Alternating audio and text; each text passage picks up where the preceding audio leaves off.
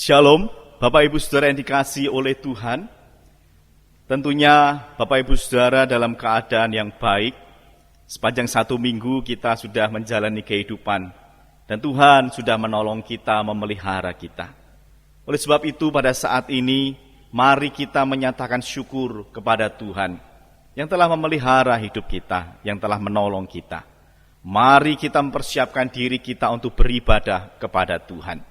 Mari kita mengarahkan hati kepada Allah. Mari kita datang untuk menyembah Tuhan. Pertolongan kita datangnya dari Allah yang menciptakan langit dan bumi serta segala isinya. Kiranya kasih karunia dan damai sejahtera dari Allah Bapa, Allah Putra, dan Allah Roh Kudus menyertai saudara sekalian. Mari kita menaikkan pujian bagi Tuhan, Allah yang telah mengaruniakan kehidupan bagi kita. Mari kita penuhi dunia dengan puji-pujian bagi kemuliaan Tuhan. Terpujilah Allah, hikmat-Nya besar, begitu kasih-Nya tuh dunia cemar, sehingga diberilah putra-Nya kudus, mengangkat manusia serta menebus. Pujilah, pujilah, buatlah dunia bergemar, bergemar, mendengar suaranya. Dapatkanlah Allah demi putranya, beri puji padanya sebab hikmat-Nya. Tiada terukur besar hikmat-Nya, penuhlah hatiku sebab anaknya. Dan dapatlah kelak hati kita senang, melihat Sang Kristus di surga celang. Pujilah, pujilah, buatlah dunia bergemar, bergemar, mendengar suaranya. Dapatkanlah Allah demi putranya, beri puji padanya sebab hikmat-Nya. Kuatkan dan teguhkanlah hatimu. Janganlah takut dan jangan gemetar karena mereka. Sebab Tuhan Allahmu, Dialah yang berjalan menyertai engkau. Ia tidak akan membiarkan engkau dan tidak akan meninggalkan engkau. Ulangan 31 ayat yang ke-6. Sangat besar anugerah Tuhan. Dia rela mencari kita yang terhilang, menemukan, mengangkat kita dari lumpur dosa, serta membersihkan kita dari noda dosa. Bahkan mengangkat kita menjadi anak yang dikasihinya. Seharusnya kita menyadari hal ini, sehingga membuat kita sungguh-sungguh mau hidup dalam terang kasih Tuhan. Oleh sebab itu, jika saat ini kita menyadari bahwa kita telah jauh dari terang kasih Tuhan, mari kita mengaku dosa dan meminta pengampunan dari Tuhan. Tuhan adalah Allah yang setia pada perjanjiannya. Dia mengampuni orang yang mengaku dosa di hadapannya. Sangat besar anugerah Tuhan. Sangat besar anugerah-Mu, memberi aku selamat. Ku telah hilang, Tuhan dapat buta, sekarang lihat di jurang yang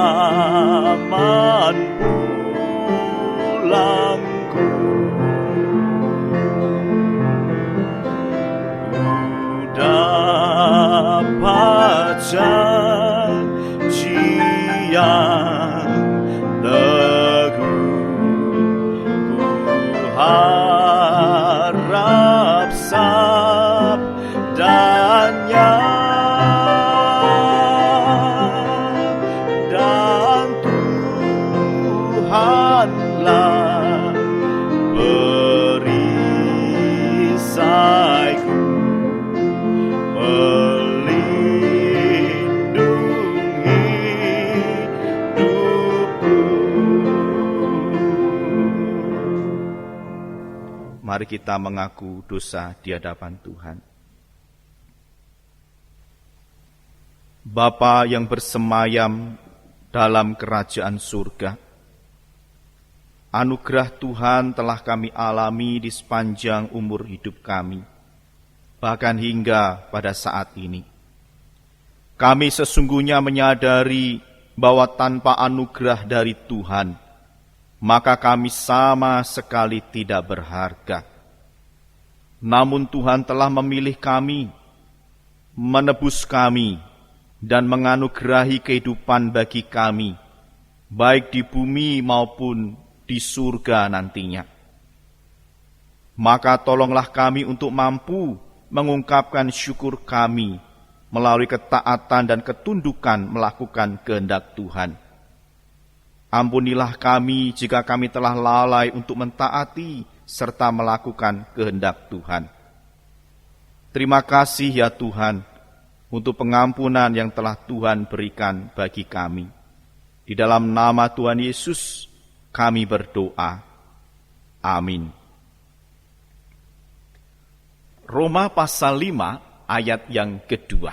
Demikianlah berita anugerah bagi kita sekalian yang telah mengaku dosa. Oleh Dia, kita juga beroleh jalan masuk oleh iman kepada kasih karunia ini. Di dalam kasih karunia ini kita berdiri dan kita bermegah dalam pengharapan akan menerima kemuliaan Allah. Berbahagialah orang yang diampuni pelanggarannya, yang dosanya ditutupi. Berbahagialah manusia yang kesalahannya tidak diperhitungkan Tuhan. Sebagai respon kita atas pengampunan yang telah Tuhan berikan bagi kita, mari kita mengambil komitmen untuk mau hidup bagi Tuhan, selalu menyenangkan hati Tuhan, sebagaimana yang telah difirmankan oleh Tuhan di dalam Yohanes 14 ayat yang pertama. Demikianlah petunjuk hidup baru. Mari kita membaca bersama-sama.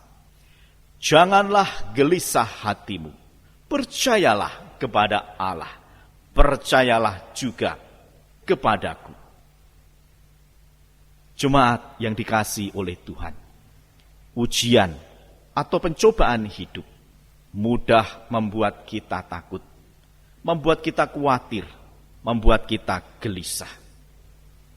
Namun, kita dituntut untuk tetap teguh mempercayai Tuhan. Dia sudah membuktikan berkat pemeliharaannya.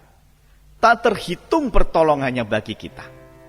Jika kita mau menghitung-hitung berkat Tuhan, tentu kita akan takjub dibuat oleh Tuhan. Bila laut kehidupan bergelombang, bila tawar hati damaimu hilang, berkatmu satu persatu hitunglah, lihat betapa Tuhan memberkati. Hitunglah berkatmu semuanya, jangan ada yang terlupakan. Berkat Tuhan semua hitunglah, nanti kau tercengang lihat jumlahnya. Hadapi pencobaan dan perang, jangan takut karena Tuhan telah menang. Ingatlah anugerah Tuhan berlimpah, menghibur membimbing sampai ke surga. Hitunglah berkatmu semuanya, jangan ada yang terlupakan. Berkat Tuhan semua hitunglah, nanti kau tercengang lihat jumlahnya.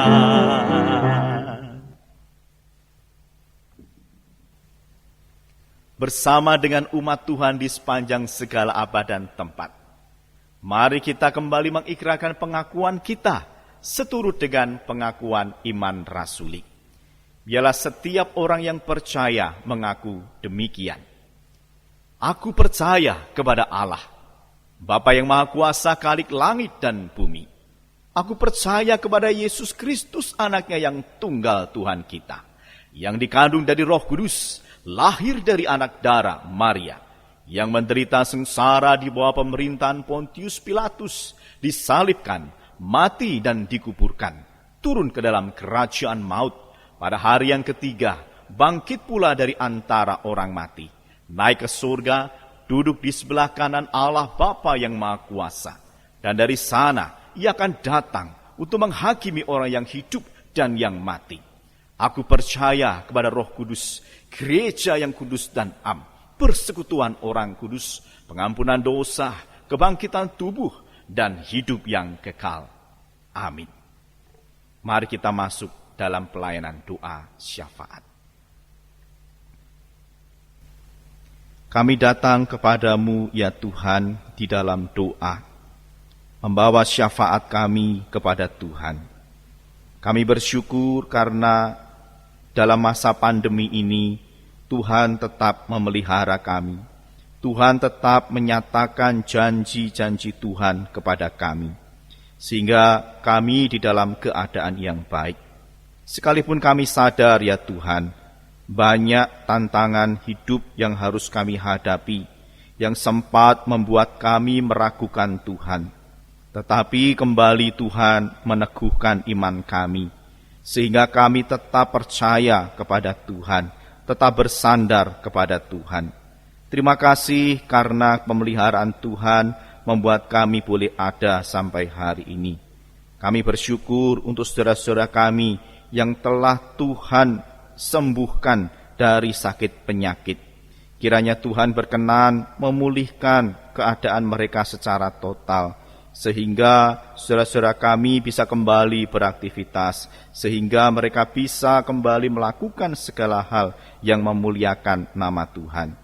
Kami berdoa ya Tuhan bagi jemaat yang masih bergumul dengan sakit penyakit. Tuhan, kami percaya bahwa di setiap perkara yang Tuhan izinkan, Tuhan selalu bekerja untuk mendatangkan kebaikan. Oleh sebab itu biarlah saudara-saudara kami yang hari ini bergumul di dalam sakit penyakit, mereka tetap dikuatkan, mereka tetap bisa melihat kebaikan Tuhan, dan mereka kembali mengalami kebaikan Tuhan di tengah sakit penyakit yang sedang mereka derita. Kuatkan mereka, teguhkan iman mereka. Kami berdoa ya Tuhan untuk jemaat di dalam pergumulan pekerjaan mereka, rumah tangga mereka, anak-anak mereka, dan juga masa depan mereka. Kiranya Tuhan berkenan memberi kepada mereka iman, sehingga seluruh jemaat tetap mempercayakan hidup kepada Tuhan dalam segala keadaan. Tuhan, peliharakan kami sekalian di tengah masa pandemi ini. Anugerahkan kami tubuh yang sehat, tubuh yang kuat, dan biarlah fisik kami tetap sehat, iman kami pun menjadi kuat, bahkan kami terus Tuhan pakai untuk menjadi alat kemuliaan nama Tuhan. Kiranya Tuhan juga memberkati bagi bangsa kami Indonesia yang hari ini masih bergumul di dalam masa pandemi. Ya Tuhan, Engkau berkenan menolong pemerintah dalam melakukan segala macam kebijakan untuk menangani masa pandemi ini. Kiranya segala upaya berangsur-angsur memulihkan kondisi bangsa Indonesia, baik melalui imunitas rakyat Indonesia yang semakin baik, vaksinasi yang diberikan kepada seluruh rakyat Indonesia, membawa masa pandemi ini bisa segera berakhir. Kami juga berdoa bagi masyarakat yang terdampak bencana alam, mari Tuhan tolong mereka pula dan memberi kekuatan bagi mereka, sehingga di tengah pergumulan, di tengah persoalan, mereka tetap bisa mengalami kebaikan Tuhan. Tolong pula masyarakat yang memberi bantuan, para sukarelawan, termasuk pemerintah daerah, pemerintah pusat, kiranya seluruh bantuan bisa diterima dengan baik dan memulihkan keadaan mereka. Kami serahkan bangsa kami kepada Tuhan, kiranya Tuhan berkarya dan Tuhan menyatakan kasih kuasa bagi negeri Indonesia. Terima kasih ya Tuhan, kami berdoa, kami mengucap syukur, di dalam nama Tuhan Yesus. Amin. Jemaat yang dikasihi oleh Tuhan, Tuhan menjamin akan memelihara hidup kita. tak sedikit pun Ia berniat untuk meninggalkan kita. Maka sesungguhnya Dia Allah yang dapat diandalkan. Dia Allah yang dapat kita harapkan. Apapun gelombang kehidupan yang menerpa kita, Dia ada bersama dengan kita. Kepada Allah aku berharap, di darat atau dalam laut yang gelap. Setiap saat bahaya maut akan tenang dan langit pun cerah. Aku berharap pada Tuhanku, di lembah atau dalam laut meneruh. Ku tak gentar, Dia tak ingkar. Bapa surgawi memeliharaku. Bunga di padang dihiasinya, burung di langit pun dijaganya. Sudah tentu termasukku yang menjagaku Bapa di surga. Aku berharap pada Tuhanku, di lembah atau dalam laut meneruh. Ku tak gentar, Dia tak ingkar. Bapa surgawi memeliharaku.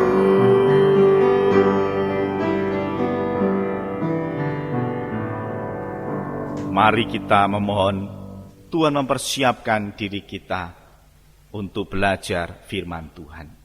Mari kita berdoa. Ya Allah Roh Kudus, bantulah kami untuk dapat mendengar dan meresapi firman-Mu. Dan tolong kami dapat memahami serta melakukan kehendak Tuhan yang akan kami pelajari bersama saat ini. Pimpin kami menghayati dan menghidupi firman-Mu. Kami berdoa di dalam nama Tuhan Yesus. Amin. Bapak Ibu Saudara yang kasih oleh Tuhan, mari kita bersama-sama merenungkan bagian firman Tuhan. Ada dua bagian yang akan kita baca. Yang pertama, Kejadian 17 ayat 1 sampai ayat yang ke-7. Kejadian pasal 17 ayat 1 sampai 7. Berikutnya Markus 8 ayat 27 sampai 38. Markus 8 ayat 27 sampai 38. Saya akan membacakan terlebih dahulu Kejadian 17 ayat 1 hingga ayat yang ke-7.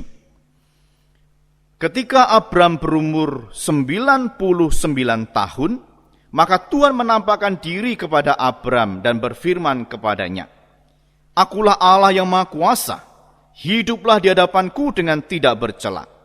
Aku akan mengadakan perjanjian antara aku dan engkau, dan aku akan membuat engkau sangat banyak. Lalu sujudlah Abram, dan Allah berfirman kepadanya, Dari pihakku, inilah perjanjianku dengan engkau.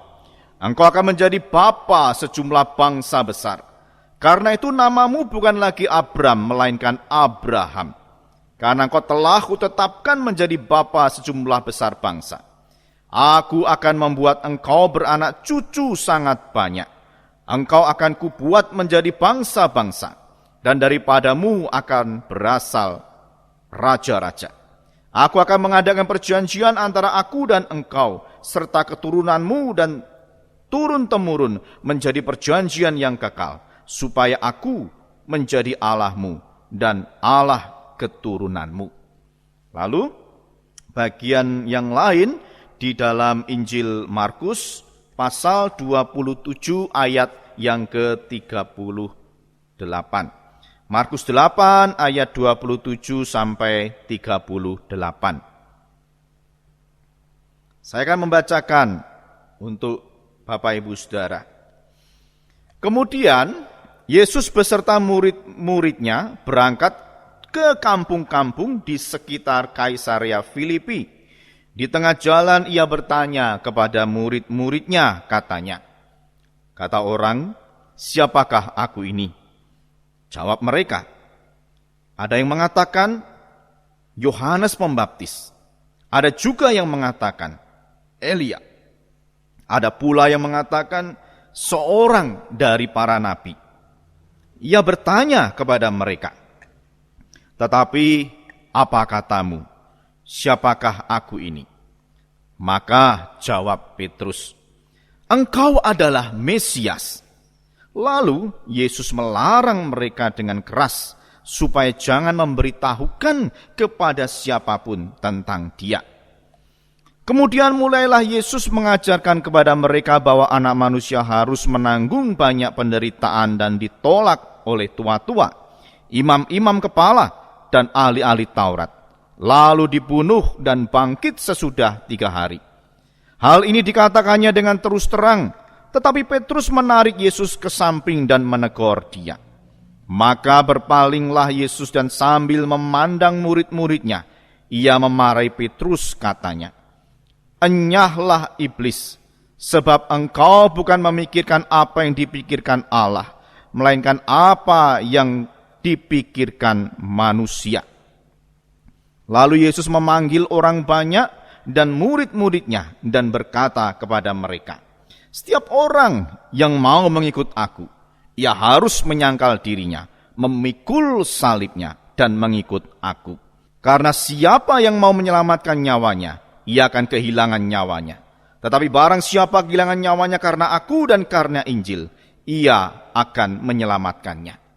Apa gunanya seorang memperoleh seluruh dunia, tetapi ia kehilangan nyawanya? Karena apakah yang dapat diberikannya sebagai ganti nyawanya? Sebab barang siapa malu karena aku dan karena perkataanku di tengah-tengah angkatan yang tidak setia dan berdosa ini, maka anak manusia pun akan malu karena orang itu, apabila ia datang kelak dalam kemuliaan Bapanya, diiringi malaikat-malaikat kudus. Bapak Ibu, saudara yang dikasihi oleh Tuhan, di dalam minggu Prapaskah yang kedua ini, kita bersama-sama mempelajari tema berani percaya. Saudara, jika kita ditanya oleh seseorang yang kita kenal orang tersebut, dia bertanya kepada kita, seberani apakah kamu percaya kepadaku? Kira-kira jawaban kita apa, Bapak Ibu Saudara? Tentunya kalau kita kenal orang itu, bahkan kita mengenal baik orang itu, kita mungkin akan berkata, ya, saya berani mempercayakan uang saya kepadamu. Misalnya, saya berani mempercayakan hidupku kepadamu. Saya sangat percaya kepadamu. Itu kalau kita mengenal baik orang tersebut. Tapi seandainya kita tahu bahwa orang itu pernah melakukan sesuatu yang kurang baik terhadap kita, pasti kita pun akan mengatakan, saya ragu-ragu. Saya tidak berani mempercayakan hidup saya kepadamu. Tidak berani mempercayakan uang saya untuk kamu kelola, dibisniskan. Itu kalau kita pernah mengalami sesuatu yang tidak mengenakan dengan teman kita itu. Saudara-saudara yang dikasihi oleh Tuhan, kalau seandainya ini kita ditanya oleh Tuhan, seberapa berani engkau percaya kepadaku? Seberani apakah engkau mempercayakan hidup kepadaku? Kira-kira jawab Bapak Ibu Saudara apa? Oh, jelas saya percaya kepada engkau Tuhan. Karena engkau baik, engkau setia, engkau sudah pelihara aku. Ya jelas aku akan percaya kepadamu. Bahkan aku berani mempercayakan hidupku kepadamu. Karena pengalaman, maka kita berani mempercayakan. Tetapi saudara, ketika ada persoalan hidup yang Tuhan izinkan terjadi, dalam masa pandemi ini misalnya, ketika pekerjaan kita tidak seperti dulu yang begitu maju, bisnisnya bagus, toko juga bagus, keluarga baik-baik, semua berjalan dengan lancar, kita bisa mengatakan, aku berani mempercayakan hidup kepada Tuhan. Tapi jika sebaliknya, bahwa semua berjalan tidak sesuai dengan yang kita harapkan, termasuk di dalam masa-masa pandemi ini, apakah kita masih bisa mengatakan, ya Tuhan, aku berani mempercayakan hidupku kepada Tuhan? Atau kita sudah mulai ragu-ragu kepada Tuhan? Tuhan itu gimana? Tuhan itu gimana sih? Kondisi seperti tapi Tuhan diam saja, Tuhan tidak melakukan apapun untuk hidupku. Bisa jadi kita mengatakan hal yang demikian, seolah kita tidak lagi bisa mempercayai Tuhan. Kita tidak berani untuk mempercayakan hidup kita kepada Tuhan. Saudara, percaya itu adalah perkataan yang mudah untuk kita sampaikan, tetapi tidak mudah untuk menghidupinya, untuk melakoninya. Apalagi ketika kita dituntut harus percaya di dalam situasi di mana secara pandangan manusia sudah tidak mungkin, itu terlalu sulit untuk kita lakukan. Abraham itu adalah seorang yang kita sebut sebagai bapa orang beriman. Tentu sebelumnya dia mengalami banyak pergumulan iman, ujian kepercayaan kepada Tuhan. Sekalipun dalam perjalanan menghidupi dan melakoni imannya pada Tuhan, banyak mengalami pergumulan, tetapi memang pada akhirnya dia disebut sebagai bapa orang beriman, karena dia mampu tetap berani percaya kepada Tuhan. Saudara, Tuhan berjanji kepada Abraham. Dan di dalam perikop yang kita baca tadi, itu adalah janji yang ketiga yang Tuhan sampaikan kepada Abraham. Janji yang pertama apa? Janji yang pertama itu ada dalam Kejadian pasal yang ke-12. Tuhan berjanji kepada Abram untuk memberikan suatu negeri. Memberikan suatu negeri. Tapi saudara, negeri itu diberikan untuk keturunan Abraham. Jadi bukan Abraham nantinya yang menikmati negeri itu, tetapi keturunannya Abraham. Saudara, bagi Abraham gak masalah. Toh juga itu untuk anak cucuku, gak masalah. Tetapi yang jadi masalah adalah dalam usianya ini yang sudah sangat lanjut, bahkan Sarah istrinya juga sudah lanjut usia, masihkah bisa hamil atau mengandung dan melahirkan anak? Suatu hal yang sulit dalam pandangan manusia. Tetapi saudara, Abraham berusaha untuk berani mempercayakan dirinya kepada Tuhan dan memegang janji Tuhan. Diwujudkan dengan apa? Abraham pada saat itu mendirikan mezbah bagi Tuhan. Ini adalah wujud bahwa Abraham berani mempercayakan hidupnya kepada Tuhan, berani memegang janji Tuhan. Lalu saudara, di dalam Kejadian pasal 15, ini adalah janji yang kedua yang Tuhan ungkapkan. Apa isinya? Tuhan akan memberikan keturunan yang banyak bagai bintang di langit. Nah, dengan adanya keturunan, maka janji negeri itu akan diberikan. Masalahnya adalah keturunan. Saudara, Abraham sekali lagi saya katakan usianya sudah lanjut. Sarah istrinya juga sudah lanjut. Tapi Tuhan lagi-lagi berbicara mengenai keturunan. Masihkah ada kesempatan, masihkan mungkin kalau Abraham dan Sarah punya anak? Sesuatu yang sulit dipahami dalam pandangan manusia. Tetapi Bapak Ibu Saudara, Abraham tetap mempercayai Tuhan. Dia berani untuk percaya kepada Tuhan. Hal itu terlihat bahwa Tuhan menyebutkan bahwa imannya Abraham itu diperhitungkan Tuhan sebagai kebenaran. Jadi ini bukti bahwa Abraham pun tetap mempercayakan hidupnya kepada Tuhan sekalipun dalam pandangannya ini tidak mungkin. Lalu yang ketiga, dalam bacaan tadi, janji ketiga adalah Tuhan akan menjadikan Abraham sebagai bapa sejumlah bangsa besar. Beranak cucu, kemudian menjadi bangsa yang besar. Dan Abraham serta Sarah akan disebut sebagai bapa bangsa besar.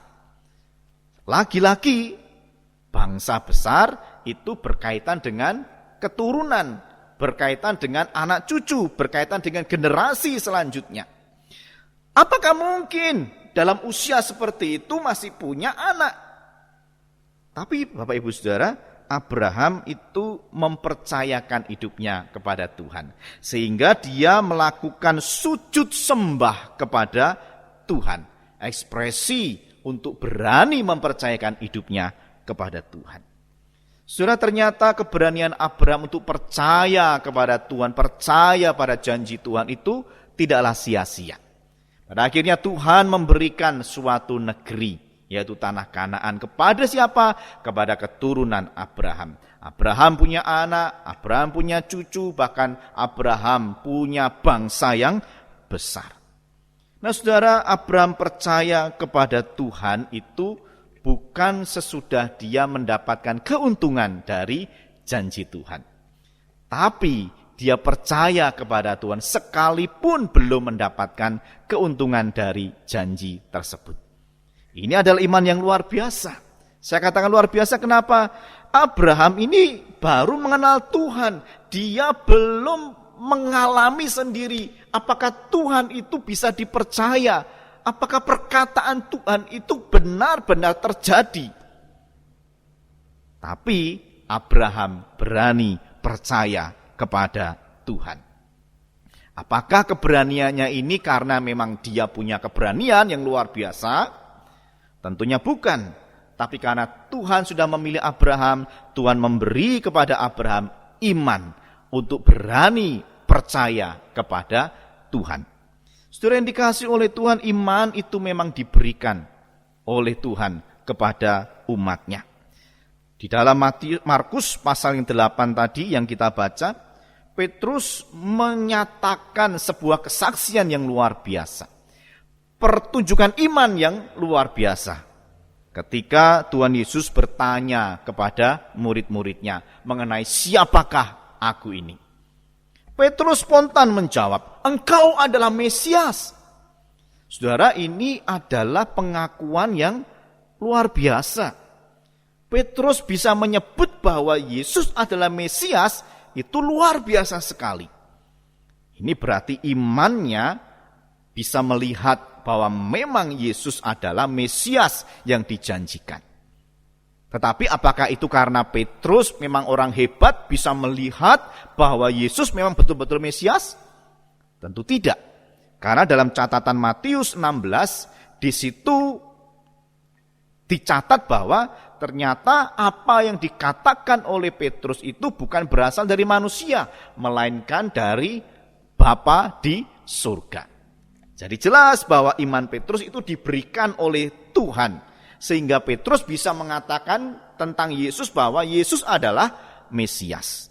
Nah saudaraku yang dikasihi oleh Tuhan, hal yang berbeda dialami oleh Petrus. Ketika Tuhan Yesus itu menceritakan tentang penderitaannya, dia akan ditangkap, dia akan dihukum, dia akan dihina, bahkan disalibkan dan mati. Apa ekspresi Petrus? Dia juga berani. Dia seret Tuhan Yesus dan kemudian Tuhan Yesus ditegur oleh Petrus. Saudara, saya kira tegur ini bukan berarti seperti yang Petrus lakukan pada awal, mengakui bahwa Yesus adalah Mesias. Dan kemudian saat ini Petrus mengakui bahwa Yesus akan dihukum, Yesus akan dibunuh dan lain sebagainya. Tapi saudara, Petrus menarik Yesus dan menegur Yesus itu karena dia tidak terima dengan perkataan Tuhan Yesus. Dia tidak mau kalau pada akhirnya Yesus harus mati. Kenapa demikian? Saudara bayangkan, Petrus ini sebenarnya sudah punya pekerjaan. Dia susah payah bekerja untuk menghidupi keluarganya. Kemudian Yesus datang dan meminta dia ikut kepada Yesus. Dia tinggalkan semuanya, dia mau ikut Yesus. Dengan harapan dia bisa mendapatkan kehidupan yang lebih baik lagi, yang lebih layak lagi.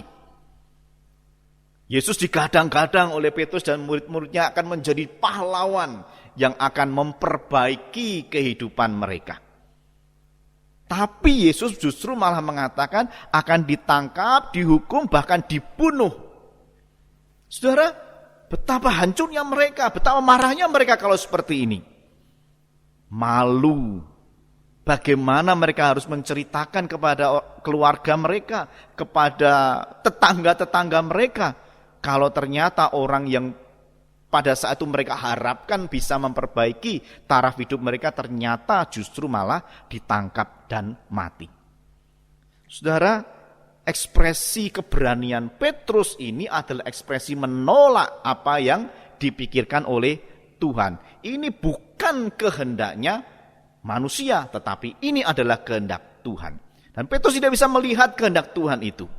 Maka Tuhan langsung menegur Petrus, enyahlah iblis. Karena apa yang kau pikirkan bukanlah dipikirkan oleh Allah, melainkan yang dipikirkan oleh manusia. Saudara yang dikasihi oleh Tuhan, beraninya yang pertama dengan beraninya yang kedua berbeda. Yang pertama karena diberi oleh Tuhan, tapi yang kedua karena dia tidak tahu maksud Tuhan. Keberanian yang diberi oleh iblis. Saudara yang dikasihi oleh Tuhan, sebuah pertentangan yang pada akhirnya membuat murid-murid mengalami kebingungan, mengalami frustasi karena apa yang mereka harapkan tidak sesuai dengan kenyataan. Yesus yang harusnya bisa menjadi pemimpin mereka, membawa mereka mengalami perubahan hidup, tapi justru malah Yesus mengatakan ditangkap, dihukum, dan dibunuh. Saudara, sebenarnya Yesus memperingatkan murid-murid untuk berani percaya. Bukan saja percaya bahwa Yesus adalah Mesias, tapi juga percaya kepada setiap perkataan Yesus. Sekalipun apa yang dikatakan oleh Yesus itu tidak sesuai dengan harapan mereka. Tapi apa yang dikatakan oleh Yesus adalah yang dipikirkan oleh Allah, yang menjadi kehendak Allah, bukan kehendak manusia. Tuhan ingin supaya murid-murid juga percaya bahwa nantinya Yesus akan ditangkap, Yesus akan dihukum, akan dianiaya, bahkan akan disalibkan dan mati di kayu salib itu. Saudara yang dikasihi oleh Tuhan, murid-murid takut sebenarnya. Bukan berani tetapi takut untuk menghadapi kenyataan, menghadapi penderitaan, bahkan ancaman kematian. Dialihkan dengan berani menegur Yesus. Sesungguhnya mereka mengalami ketakutan, tidak siap untuk menghadapi kenyataan hidup. Tuhan mengingatkan kepada mereka, jangan hanya percaya kepada sesuatu hal yang luar biasa, yang baik, yang menyenangkan. Tapi percaya juga bahwa Yesus pun juga mengalami penderitaan, bahkan kematian. Dan engkau pun, murid-murid, juga akan mengalami hal yang sama. Saudara, arti percaya selain beriman, yaitu mengakui dan meyakini bahwa sesuatu memang benar dan nyata. Dan menganggap serta meyakini bahwa sesuatu itu benar-benar ada dan benar-benar terjadi. Jadi pengakuan ataupun keyakinan seperti ini tidak hanya sebatas pikiran saja atau pengetahuan saja. Seperti Petrus mengaku bahwa Yesus adalah Mesias, tapi sesungguhnya dalam hatinya itu belum mengaku dengan sungguh-sungguh. Karena itu berasal dari Tuhan. Dia sendiri tidak tahu apa yang dia sampaikan. Nah, saudara yang dikasihi oleh Tuhan, dari pengetahuan itu dialami, dirasakan, dan kemudian hidup di dalam perbuatan hari lepas hari. Dengan demikian, bukan hanya di bibir saja orang berkata percaya, tapi dia mengalami bahkan ditunjukkan di dalam kehidupan hari lepas hari. Saudara yang dikasihi oleh Tuhan, dalam keadaan yang lancar, mungkin bagi kita mudah untuk percaya kepada Tuhan. Tetapi dalam keadaan yang tidak kita harapkan, tidak seperti yang kita inginkan, apakah kita tetap bisa berani percaya kepada Tuhan? Sudah di dalam masa pandemi ini banyak orang kehilangan percaya kepada Tuhan, bahkan ragu-ragu dan meninggalkan Tuhan. Apakah kita masih tetap berani untuk mempercayakan hidup kita kepada Tuhan? Mempercayai janji Tuhan akan diwujudkan dalam hidup kita. Saudara, kita disebut sebagai orang percaya. Orang Kristen itu diidentifikasi sebagai orang percaya. Percaya kepada siapa? Percaya kepada Tuhan Yesus. Bukan hanya sebatas pengetahuan bahwa Yesus adalah Mesias, bahwa Yesus itu adalah Tuhan, Yesus penuh kuasa, Yesus itu maha baik, maha kasih, dan sebagainya. Tapi juga pernah mengalami Yesus tinggal di dalam hatinya. Dan itu diwujudkan di dalam perbuatan iman atau percaya. Tidak ragu-ragu di dalam menghadapi penderitaan hidup. Saudara, iman kita, keyakinan kita, atau kepercayaan kita harus mampu menerobos segala macam penghalang. Apa itu penghalangnya? Penderitaan, sakit penyakit. Mungkin juga kita harus diperhadapkan dengan masalah-masalah besar. Mungkin kita juga diperhadapkan dengan kematian. Tetapi orang yang menaruh percayanya kepada Tuhan, orang yang berani percaya kepada Tuhan, dia akan maju dan menerobos semua penghalang itu. Sampai dia menemukan dan mendapati janji Tuhan ditepati di dalam hidupnya. Saudaraku yang dikasihi oleh Tuhan, tidaklah mudah untuk memiliki keberanian percaya kepada Tuhan dalam masa-masa pandemi seperti ini. Oleh sebab itu, mintalah kepada Tuhan, supaya Tuhan memberi kepada kita iman, keberanian untuk mau percaya kepada Tuhan, sehingga kita dapat menerobos segala macam tantangan kehidupan dan kita memperoleh janji Tuhan. Kiranya Tuhan menolong Bapak Ibu Saudara, memampukan Bapak Ibu Saudara dapat hidup memiliki keberanian untuk mempercayai Tuhan. Mari kita berdoa. Tuhan, berilah kepada kami keberanian untuk mempercayai Tuhan. Sekalipun hanya sedikit, tetapi itu sangat berarti. Apalagi ketika kami harus menghadapi tantangan hidup, secara khusus dalam era pandemi ini. Berilah kepada kami keberanian ya Tuhan, untuk tetap percaya kepada Tuhan. Sehingga kami tidak ragu lagi dalam mengikut Tuhan, dan segala tantangan, kesulitan, halangan dapat kami terobos, dapat kami lewati, dapat kami lalui dengan baik bersama dengan Tuhan. Sehingga kami menemukan janji Tuhan terwujud dalam hidup kami. Terima kasih ya Tuhan, sekali lagi berilah kepada kami keberanian untuk mempercayai Tuhan di dalam segala keadaan. Kami berdoa dan mengucap syukur di dalam nama Tuhan Yesus. Amin. Jemaat yang dikasihi oleh Tuhan, mewakili majelis saya mengucapkan terima kasih atas dukungan Bapak Ibu Saudara bagi pekerjaan Tuhan di GKT Jemaat 2. Tetaplah mendukung pekerjaan Tuhan, dan kiranya Tuhan memberkati usaha pekerjaan Bapak Ibu Saudara.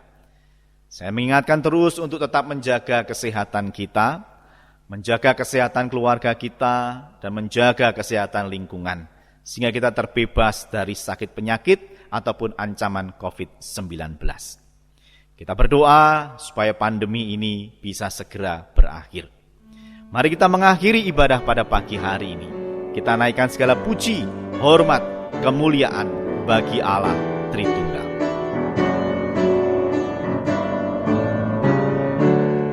Puji Allah Bapa Putra, puji Allah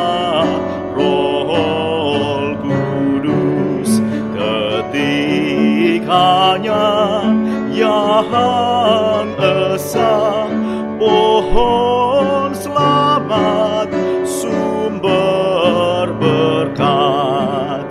Amin.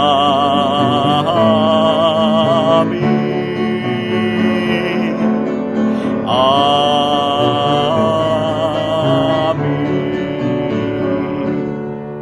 Kasih kekasih Allah, arahkanlah hatimu kepada Tuhan dan terimalah berkat-Nya.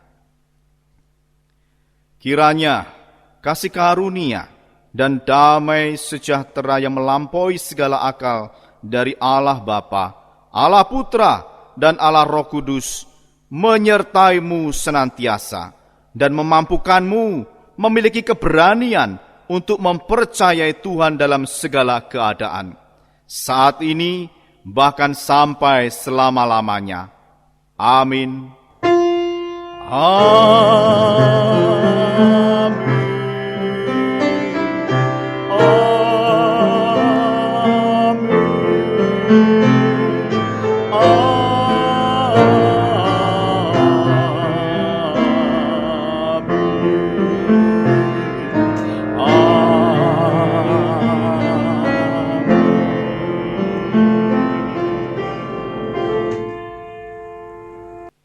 Kebaktian selesai, jemaat dipersilahkan mengambil saat teduh. Selamat hari Minggu, sampai jumpa minggu depan. Kiranya Tuhan Yesus menyertai dan memberkati Bapak Ibu Saudara.